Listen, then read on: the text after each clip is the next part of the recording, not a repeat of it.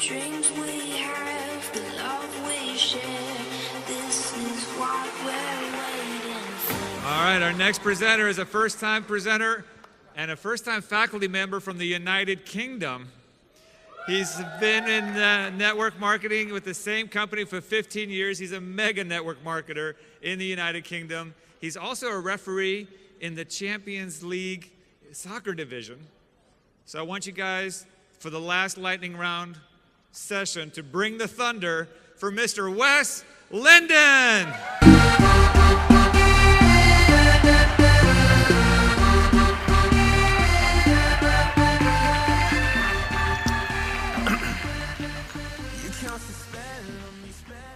I'd like to start by sharing with you a picture that captures the moment when I told my friends and family that I had joined a network marketing business. There's that picture.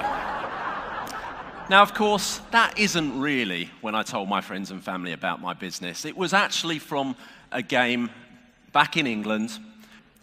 Now, what I find is that everyone can be getting on perfectly well, and then I make one decision, and I get negativity all around me. That is what your new team members and your new distributors put up with all of the time. They make one simple decision, and that is to join your network marketing business, and for the next few days, weeks, months, whatever it may be, they are surrounded by negativity. So let me take you back to the 30th of November, 1997. I was at university, I was studying to become a teacher and working in a school as a classroom assistant. And I heard about a business opportunity that allowed me to earn some extra money in my spare time and perhaps have an even greater future than teaching was going to promise. I was really excited about it. So I agreed to go along to an opportunity presentation. Small problem. 1997, I was 20 years old. Now, I know that might surprise you because I appreciate I only look 22 now. However, I was 20, I had no car, I had no money for the train, and I had no money for the joining fee. So I asked my dad to take me along to this presentation. Now, we drove in the car for about an hour, and he started asking me what it was all about. Now, of course, I had no skills, I had no training, I had no knowledge or information about the business apart from what I'd been told by my possible sponsor. So what did I do? I basically threw up every little bit of information I could possibly think of, make up a load of stuff as well, in an extremely enthusiastic manner about this new business opportunity and about the network marketing profession. Your new team members are doing that all of the time. And that's what I really want to talk to you about today, how we can combat their first 24, 48, 72 hours where they go home, they say too much of the wrong stuff, and then we lose them. Because wouldn't it be good if we could actually retain more people who agree to sign up with our business? Would that be fair? Anyway, we park up and we're walking into this hotel, and my dad says to me, oh, one thing, do you have to pay to join? And I said, yes. And he went, Wes, it's a pyramid scam. If you told me about that before we'd left, I wouldn't have brought you here today. Your new team members go through that too. Anyway, we were there, so we went in anyway, and we sat down and we listened to my potential sponsor run through a very simple company presentation. He didn't make anything up, he just stuck to the company presentation. We decided we'll go home and think about it. And just as we were leaving, my sponsor did something that was very poignant. He handed me an audio cassette tape. Now that dates it a bit. Who remembers audio cassette tapes? He handed me that and he said, have a listen to this in the car on the way home with your dad, and I'll give you a call next week. So that's what he did. When we got home, I said to my dad, having listened to the tape, what do you reckon of that then? And he looked at me like he had done maybe 2 hours earlier, and he said, Wes, you'd be crazy not to do this.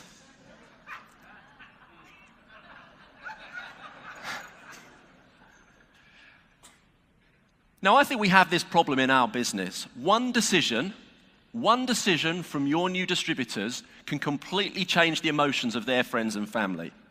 They start getting told about the network marketing plague or the pyramid scams people had heard about before, and how one of their neighbors once knew someone whose family was kidnapped by pirates because they joined one of those things.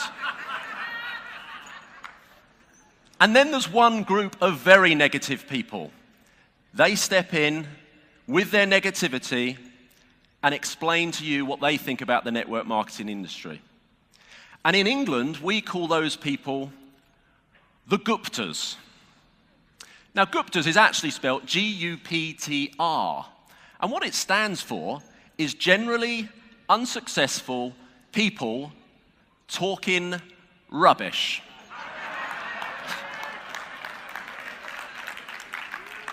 You see, we spend lots of time trying to introduce new people to our business. We spend loads of time encouraging our team members to do the same. We wear badges, we put car stickers on the bumper, we invite our friends and family round for dinner, and then we accidentally leave brochures all over the place with the words, earn an extra $2,000 in your spare time, ask me how. We do all of those things. We put a lot in, and then we get very few people who actually write out a check and join our business. But when they do, what do? We send them home with nothing but enthusiasm. We just send them home with enthusiasm, no skills, no knowledge, no tools. So how can we protect them in their first 72 hours? It needs to be simple. It needs to pass Jordan Adler's 8-year-old test that he talks about in Beach Money. It needs to be so simple that an 8-year-old could do it. So here's my big tip for you, and it's what my sponsor did for me. You meet people in a coffee shop, maybe you invite them to an event, you talk to them on the phone, whatever it might be. Now, whether they join or not, I believe you should do exactly the same thing. And that is give them one of your official company prospecting tools to take back with them. Whether it be a CD, a DVD, an opportunity pack, give them one of those to take home. And as Richard Brooks said yesterday, if your company doesn't have those right now, you need to find them somewhere. You need to invent them yourselves. But that's what my sponsor did to me. He made me the messenger rather than the message. And that's what you need to do for your new team members.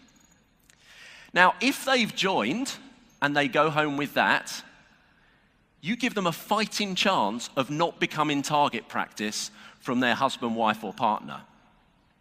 If they don't join, send them home with it anyway, because they can still show it to their husband, wife, or partner, and then hopefully that person will talk some sense into them, like my dad did with me. If they're left with just enthusiasm and no skills, none of the skills that Big Al has been teaching for the last 172 years,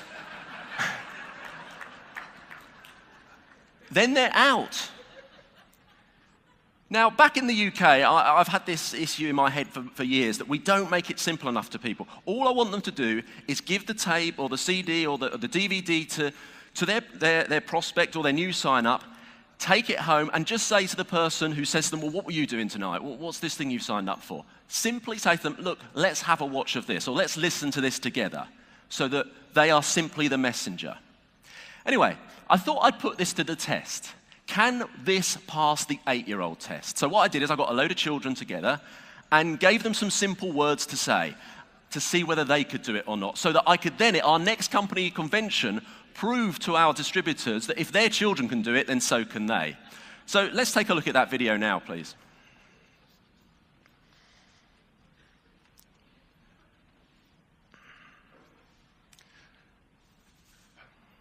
I can do anything better than you. No, you can't. Yes, I can. No, you can't. Yes, I can. No, you can't. Yes, I can. Yes, I can. Hi Megan, it's Izzy. Have you got a minute? It's just a quick call. I started a new businesses. And I've got a fantastic DVD that explains it all. I just completed my training. I wondered if you can do me a favour. I'd like you to take a look at it for me, as I really value your opinion. I think it could really benefit to you too. It'll be much easier for me to show you face to face. When would it be good for you? Tuesday or Thursday? Okay, I'll drop it off then. Okay, bye now. See you later. I can jump a hurdle. I can wear a girdle. I can knit a sweater. I can fill it better. I can do most anything. Can you bake a pie? No. Neither can I. Anything you... Now, I believe we all need to use these simple company tools, whether we are top of our tree or a new joiner. If you're a new joiner, you don't know what to say anyway, so you need to use it. If you're top of the tree and you know everything about everything because you are a double chocolate dip, Starship Commander, platinum, diamond, gold, stars, something and another, if that's what you're about, you can't do the presentation to someone off your head because they can't do it either. You need to keep it simple so that they know that they can duplicate you. You see, if we fail to protect and insulate our new people in the early days, it costs you time, it costs you effort, it costs you the money that it took to get them to start with. It costs you the volume that they were possibly going to bring into your business. It costs you the chance to make a positive footprint on somebody else's life and make a contribution to the future of them and their family. And it sends someone back into the world with a negative impression about the network marketing profession. Now, I believe that all the time we are creating what I call sliding doors moments. Now, I don't know if any of you remember a film with Gwyneth Paltrow called Sliding Doors. The basic gist of this was she was running for a train and the doors were about to shut. If she made the train before the doors shut, then her life would go in one direction. If she failed to make the train before the doors slid shut, then her life would go in a completely different direction. And we are creating sliding doors moments all the time. And just by giving that simple tool to your new distributor or the person who's just taken a look, that could be the thing that changes the course of their future. That's what my sponsor did for me, and that's why I'm in the business now. So I want to take you back to February 1998. I was about 3 months into my new business. And picture this, I'm working in a school, and I was in the staff room where all the teachers congregate, and there were some business cards around, and there was a business card from a guy that sold novelty gifts and books and stuff like that. And I'd remembered what they'd said on the training about you've got to get phone numbers and phone people up, so I took down his name and telephone number, and his name was Lawrence Wiseman. So I thought I'll call him when I get home. Anyway, typically I get home and then I think, well, I'll leave it a few days, you know what it's like. I'll leave it to the weekend. So I get to Friday night, and I'm about to pick up the phone, and I look at the name again. It says Lawrence Wiseman, and I think, he could be Jewish. He doesn't want to call from me on a Friday night. I'll leave it till Saturday. So I get to Saturday, about to pick up the phone again, and I look at the name again. Well, Lawrence Wiseman, if he is Jewish, you know, he'll be in synagogue. It's the day of rest. He's not going to want to hear from me. I'll leave it till Sunday. Get to Sunday. Look at the name again. Lawrence Wiseman. It's not the most Jewish name ever, is it? I mean, he could be in church today, so he's not going to want to hear from me, is he? I'll leave it till next week. So, you know how it goes. You leave it and you leave it and you leave it. In the end, I got so fed up with this that I just threw the number in the bin. I thought, I'm not going to call this guy, stop thinking about it, threw the number in the bin. And just as I was about to walk away, I looked down at the bin, and there was that number just shining up at me on top of all the rubbish. And I remember a word that I'd heard. I remember a lesson I'd heard in a training where they said about expensive mistakes. And I thought, that could be an expensive mistake. Because, you know, in those days, you used to have to pay for all of your telephone calls, and phone calls were expensive. And particularly in England, you'd get these stuffy old men in networking say, I'm not paying for phone calls, they're too expensive. And that would be the kind of thing that would go on. And so I would be like, that could be an expensive call not to make. Much more expensive than the cost of the call. So I picked the number up and I called him. Well, because I was 20, I knew everything. I mean, anyone got kids and understand that?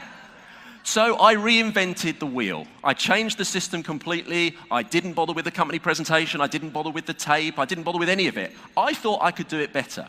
And I did my very best presentation ever. I managed to keep it under 2 hours and 30 minutes. It came in at 2 hours 28, so I was pleased with that. Anyway, guess what? He didn't join. So I called up my sponsor and took some counsel from him, and he reminded me of some of the skills that I'd heard on the training. And he reminded me about the audio cassette tape. And I said I didn't have any, so he said, look, I'll drop some in the post to you. That was a sliding doors moment. He sent me that audio cassette tape, and a few days later, I arranged to go and see Lawrence Wiseman. Gave him the cassette tape, and he joined. Well, you might think it's good, but let me tell you about Lawrence's career. In Lawrence's career as a distributor with us, he didn't sign up a single customer. He never even became a customer himself. In fact, his entire volume was 0 for his entire career. But I was trying to build a culture that had empathy and understanding and made people feel that I cared. I wanted him to know that I cared about him and his family's financial future. Because I believe that people don't care how much you know until they know how much you care. So I'd listened to stuff that Oren and Laurie Woodward talked about, and Chris Brady yesterday about that kind of empathy and culture you want to create. So we kept in touch. Now I'd listened to a Randy Gage audio cassette tape that said about building depth. Get together with your people, tell them that you can use your time and skills and their contacts and build an organization. So I said to Lawrence, come on, you must know at least 2 people. So yes, he did. He said, I've got my friend Richard, and I've got this lady I know called Elizabeth. I said, brilliant, let me talk to them. He said, no. I said, why not? He said, because you were rubbish on the phone to me, so I'm not letting you lose on my prospects. Anyway, I told him, speak to Richard and give him the audio cassette tape. And he said, no way. I said, why? He said, because they cost £1 each, which is about $1.50. So he wouldn't spend the money on the tools. Anyway, what did he do? He spoke to Richard, and negged him out. Richard didn't join. So I did another sliding doors moment. I said to him, listen, I'm going to send you an audio cassette tape, and you give that to Elizabeth. He gave it to Elizabeth, and she joined. Immediately, I got in touch with Elizabeth. We became friends. We started to build a relationship and a culture. I gave her an audio cassette tape so that she could let her negative partner hear it. And because of that, it insulated her and kept her in the business. That's a sliding doors moment as well. Let me tell you why. In 2013, Elizabeth's business will turn over somewhere in excess of $40 million US. And that's just one leg in my team. Now, it's because of that since the age of 20, when I dropped out of university, I've never had a proper job. Never had a proper job. Now, I don't say that to impress you. I say it because it impresses me.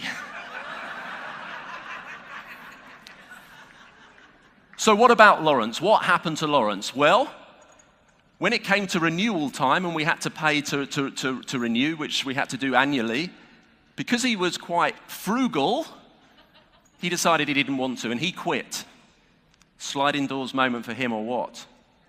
In fact, from that day onwards, I renamed him Lawrence Unwiseman.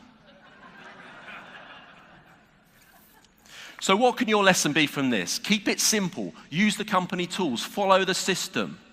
Insulate your new people, whether they're personally sponsored or in your downline, from their negative friends and family, from their own personal mind monsters that tell them that they're not capable of making money, that people like them can't succeed. Build a culture of support in your in their early career.